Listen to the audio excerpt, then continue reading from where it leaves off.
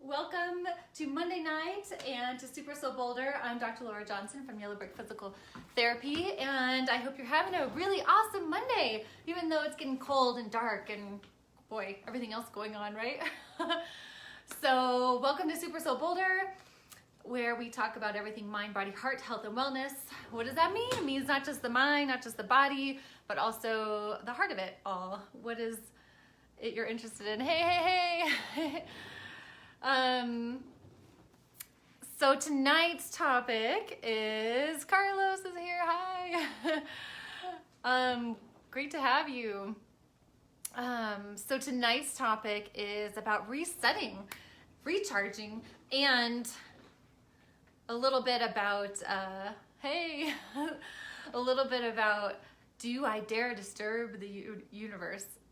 Hey Daniel, Danny, hey, good to see you. Woohoo! We get some worldly company here, which is awesome. So let's talk about resetting, recharging. So it's true what I said in the post this morning. This weekend, it was like, I feel so off. Hey Jerry, good to see you. And sometimes we feel off, right? That's totally normal and natural. So let's not judge that for one thing, first and foremost. I'm sure I judged myself here and there as I went along. Hey, Jerry. So sometimes we're just gonna feel out of sorts, right? Off, not really ourselves, whatever that looks like, stressed, tired. I was just tired. And so it might take some, personal will to actually get ourselves back on track in a particular way. That could look different ways in our lives, right? Maybe what's going on right now for you in terms of your life, your training, your desires and aspirations, or what's happening with COVID, or, all the things. So much right now. So I was feeling all, unmotivated.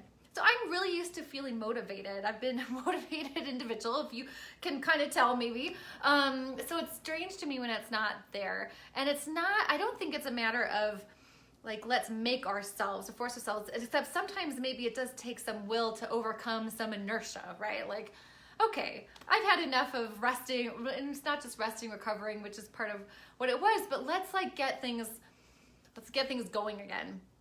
And so, I made sure I went to bed early, got up early, and meditated, because it's really important. I found that it's super helpful to all things, but it's easy for that to slip away too. It's kind of like any training for anything. It's like you might fall off and then you come back. Meditation's quite like that. You can fall off of the routine and come back to it. And the more you practice, the more you do, the more you come back, the better it is, the easier it is, the more your brain rewires itself, all these things. So, and I just was there thinking, you know what, I need to see the sunrise. It's been too long as the days have gotten darker, even though the mornings got earlier, it's like I needed to see the sunrise. And so that was a particular reset for me, like get up and see that, get out early, get off the routine I've been on that's not quite working and it's not really, driving me. And there was an inner drive that came, an inner drive that was like, yeah, that sounds great. I want to do that. So in what ways do you need a reset? There might be lots of areas in our lives. So physically, emotionally, mentally, sometimes that means going inward or going inside more. And sometimes it means just changing something up, right? Or looking at something or seeing something. Insights can bring that as well, can bring a reset. But I just thought it was so interesting to think about resetting. And there's something in there with recharging too. Like, what recharges your batteries? What is it that you need to reset yourself if you're feeling not quite yourself, in whatever ways that might be? I didn't even know if I'd go run on the trails this morning. I was like, well, I'm just gonna go, walk if I need to, and ended up running and taking it easy, but enjoying that, kind of feels like getting back on track or resetting. And then of course this poem I've really been into lately, of T.S. Eliot's, called The Love Song of J. Alfred Prufrock. So, and I'm a sucker for time and talking about time, space, and all that stuff. I think it's really interesting. So if we think about, he has a line in this poem, which feels, you should look it up. It's T.S. Eliot's the love song of J. Alfred Prufrock, Prufrock, Prufrock. And in it, you can find some things that I got from it, right, are just the sleepiness of the normal day-to-day kinds of things, kind of a sleepy quality. We could just, rest after tea. We could just, let our hair fall out and ourselves become old. And that's natural and fine. And there's some element of, what does he say? There's time. There's time. In a minute, there's time. This is true, right? Don't you get told that? I got told that for a long time. There's time, you got time. And that's true. And I feel like there's a good fine line here between trying to force something and like get yourself going, because I found personally that doesn't always lead to what you want it to lead to. Sometimes it's an external pressure or distorted from your own inner alignment, and we don't want to move away from self. You don't want to move away from alignment. We want to move toward that. But what if some of that sleepiness takes you away from also your alignment? So there's a fine line, a fine edge, not unlike, for my runners out there, not unlike that edge of, enjoying your training and enjoying the practice and enjoying the races, or crossing the line where it becomes just a little too competitive or a little too identified with that. And, there's a fine line. Nothing's wrong or bad. It's just a matter of what's your motivation? How are you coming to that? What do you, are you feeling like you don't have time? You're running out of time. I felt this way for many, many years. I feel like I'm behind and I won't have time for this, so I need to do these things now. So there's time in that sense, and there is time in a minute. I think that's fascinating. There is time in a minute. In a minute, there's time. There's actually time. Time for decisions and revisions to be made, as in any moment. In any moment, an action can be made, or a non-action, or an insight can occur, or a path can be stepped upon, right? Sometimes we have to make a decision and a decision and a decision to go down the road, to go down a path, to follow an interest, to learn a profession, all these, to train for something, all those things. The decision after decision, to be in a relationship, to continue to grow in that, all the areas of life, right? And so in a minute, there is time. And what can you do with that minute? It's easy to fall back and relax and sleep, perhaps. And it's also possible to move forward in a way that's really authentic for you. And I'm gonna jump over here to talking about the body and how amazing it is at resetting, because I see it all the time, every day in the clinic. I say this all the time. The body is really great at healing itself if we know what to do to help it. It's really good at, it can have problems. It has definite limitations, and everyone's different in that regard. And it can also change and adapt. And it can learn new patterns, and it can be released in new ways. And most of the time, it's designed to have movement and freedom. And it's usually our patterns or postures or resistances and things that make it more and more confined, tense, defined, right? And once we release that, like I saw this woman today who's had hip problems for years after a fracture about 9 years ago.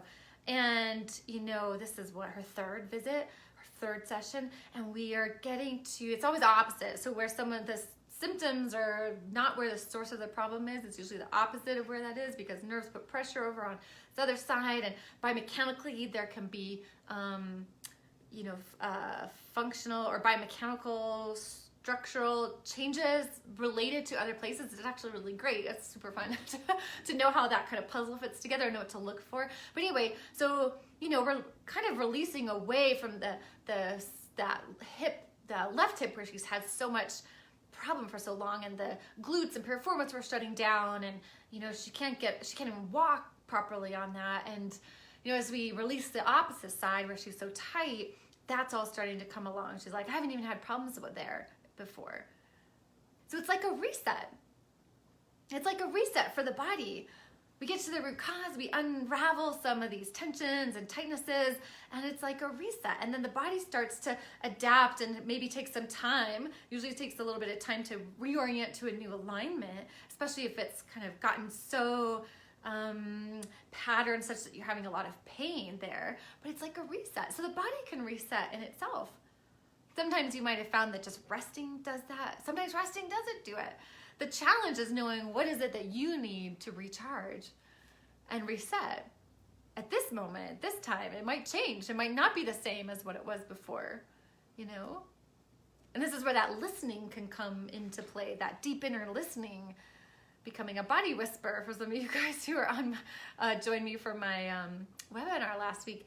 So being able to listen to what is it, and then following that. Perhaps like this morning for me, just listening and wanting that sunrise, like that would be great. I'm going to do that. And follow that. And feel the energy of something different that I haven't done in a while. I've seen lots of sunrises, but not recently. It's been too long. I have the gift of these great mountains to the west, so you can get up high and really see the sunrise to the east, like some of you here in Boulder also know. So what ways do you need to reset? And in what ways, so body, it could be your body, it could be your mind. Sometimes it's a lot of these things, and a lot of times related, right? Your energy, your emotions, and what helps you reset? What is it? Maybe it's lots of maybe it's different things. Maybe you need to try something. Maybe it's what you're not doing versus what you're doing. Maybe it's a matter of stopping something instead of starting something. Where do you need to stop to leave room for a reset or a recharge? Doesn't mean it's forever. Could be temporary. Who knows? But there's time for that, right? In a minute, there's time. In a minute, in a moment, there is an opportunity to decide or revise, find out, explore. And that other line from T.S. Eliot's poem, hey Milo, is that grabs me is, you know, there's time to wonder, do I dare? And do I dare? Do I dare disrupt the universe? What does that mean, right? I think that's exciting. Let's see, Daniel says, for me, it's getting up early and making my morning count for me. Exactly, I'm the same way. The morning, it helps because it gets things going and I feel kind of ahead of things and I get time where my mind is more calm and creative and less reactive for the other things that come in during the day, right? Like communications, emails, text, social media, all those things. So if you have more clear space first thing in the morning, it's amazing what can happen. But this other part of that poem of, do I dare disturb the universe rather, isn't that interesting? I think you can look at it in different ways.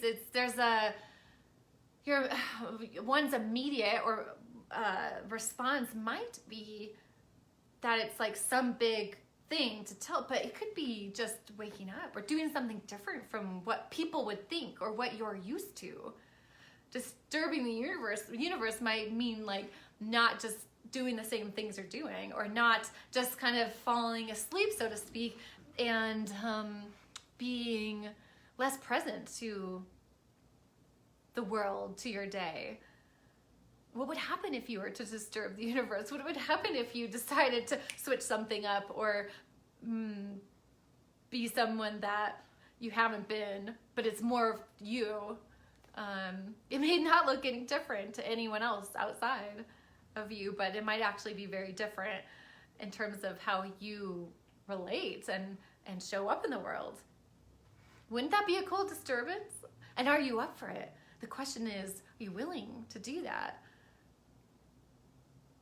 In a minute, there is time. It's quite the true statement, right? I'm curious if you have any thoughts or responses or first impressions of some of those lines, and what that might mean for you. Maybe it's taking a much different path than the course you're on. And there are lots of opportunities and options, right? There are lots of ways you can live your life. Doesn't necessarily have to harm or hurt anyone either. Might challenge their view of the world or their view of you or how that works. And so there could be a big reset, right, in our lives, but there could just be these small resets. And you don't have to wait for some lull in a moment or a weekend like I had to have a reset, right? It can be any minute that kind of where you're aware and awake and present to the moment. Then there's quite the opportunity for a particular kind of reset. In fact, that might be the reset in itself and the recharge of you and who you really are, and not having so much of a holding back or fitting in or any of those other distorted places that we might go into, whether it's with our body and what we do with it or activities or otherwise. Boy, coronavirus this year has really disturbed our universe. And then it's, what are you doing? What is it you're doing to be in the flow of that versus resistant to it? And you might just find or become aware of the impact that that's having. And everyone's got, challenges, and it's different. And there are different challenges, certainly, and different ways to handle those, be in the flow of that disturbance. So I wonder what it would look like for you to be the disturber, the one who maybe it's the subtlest little thing, the subtlest little change or unusual behavior or decision. I don't know. But I think it's exciting to dare and exciting to dream about all the possibilities that lie in your life and lie ahead. And that we have so many minutes. It might be a mistake to feel like we need to fill it all in. It's more, and like what I used to do probably in my 20s in school and running and racing and marathons and personal training, all these things I did, felt like I needed to fill in every minute or else I'll run out of them or something. And that's one way, right? Another way might be to just be in each minute as much as possible, or as many minutes as possible, or as many moments as possible. And what if you reach this place where it's more like timelessness? What if time slows down for you? What if you, take these actions and then collapse what your, goals or pursuits were into a much shorter period of time than you expected? Things like that. Wouldn't that be a bit of a disturbance, potentially? Maybe? So that's my invitation for you for this week. Find out for yourself and consider what it is you need to reset. Maybe just I get a little deep, but in the regular world, to reset, recharge is potentially a great week for it. If you're, taking more time off work for Thanksgiving or whatever that looks like. I know that comes with some challenges for a lot of people depending on where you are too. Hey, Dave. But it could be a great week to reset and recharge in the way that you need to. It may not look like anyone else's reset or recharge, or maybe just try something or try certain things, different things that you start or stop. There's the option too. What is it you need to stop doing that will help you reset? And we don't have to wait for the new year to feel like a reset, right? Like it's possible in every day, every moment, every minute to dare to disrupt the universe or not, right? There's not one is good or bad or right or wrong. I'm not saying that at all. Just a matter of being awake. Even if that's not all the time. Even if that's just for 1 minute of the day. that minute could mean so much, could be so meaningful and so powerful depending. So give yourself a minute, because in it there's time.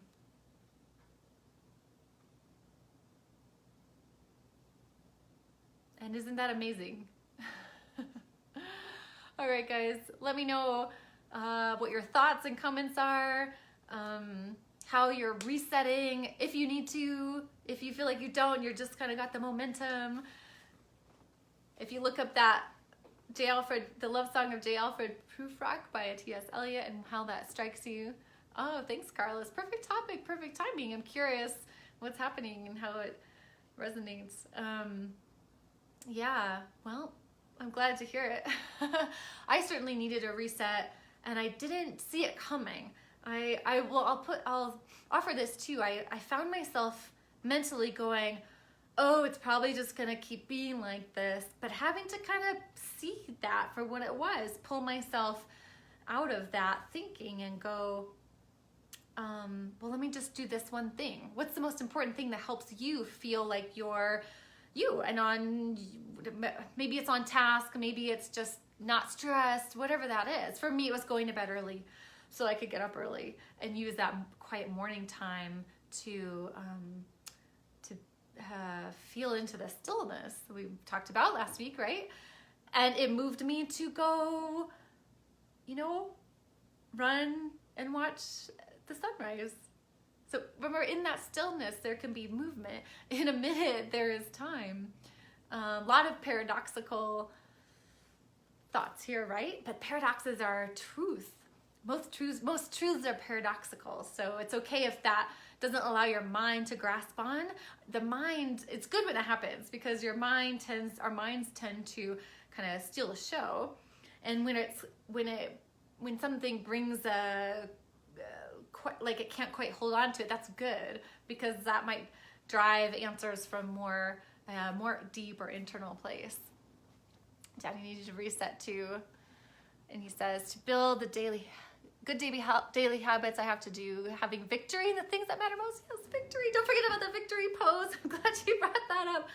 I've been doing that for my clients today. This one 16-year-old, she's struggling. She passed this skating test. I was like, you've gone through so much this year, and you did even better than you did a year ago without this illness and feeling weak and fatigued and, no school, all these things. So yes, give yourself, thank you for that, Danny. Give yourself the small victories too, including the reset, including the get up early or whatever it is for you. It doesn't have to be getting up early.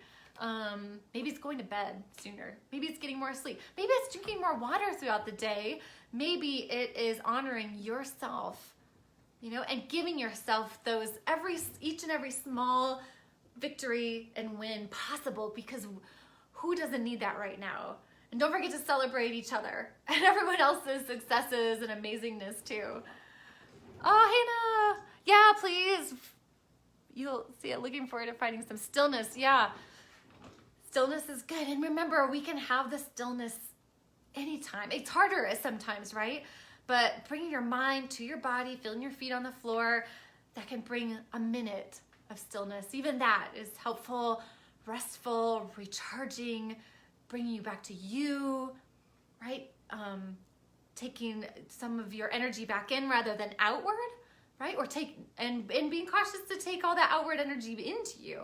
So you owe it to yourself. It's worth it. And celebrate all those victories. Celebrate each other. Celebrate Thanksgiving however it is you're doing it, whether it's solo or different from ever or not. And I'm so very grateful for each and every one of you. Thank you so much for tuning in, for your interest in these topics, for being you, and you're giving everyone your unique gifts in the world, Like, no one can do it just like you. No one can do what you do like you do it. And it's really easy to forget that and think,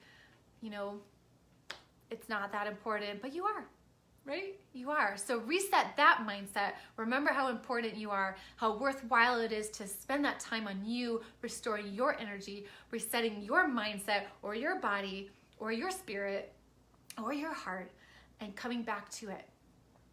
And you might just find out how in those small, subtle moments of stillness or movement or otherwise, you may just be daring to disrupt the universe. You might not even know it, but it's great and it excites me. So thank you so much for tuning in. So grateful for you all.